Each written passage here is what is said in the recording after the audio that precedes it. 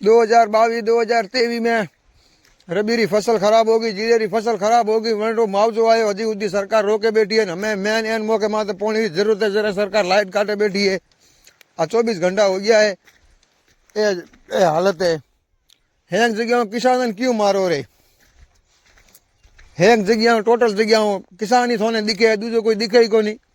अफसर रे घरे तो लाइट काटो ही कोनी। मेन हमें सीजन आई है, खेडूत रे बापड़े किसान री वामण री हालत है, अंदर लाइट काटे बैठा हो।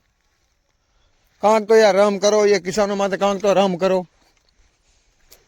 हाँ, अधिकार कोई अपने वे कोई अफसर साहब वे हमारे घरे अगर 2 घंटा लाइट नहीं आवे ने, घंटो लाइट नहीं आवे तो बिजली विभाग की ऐसी रीत ऐसी कर दे।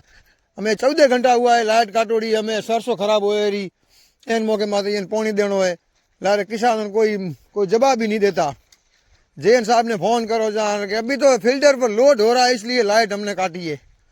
अरे थोरो जाए थोरो से प्रति यूनिट 9 रुपया लियो मोरे कनु, दूसरी जगह 7 रुपया है, मोरे का 9 रुपया प्रति यूनिट से लाइट रा लियो ने हालत है मोरी। मैं किसोनी थोने मळो, दूजो कोई थोने मळतो नहीं है।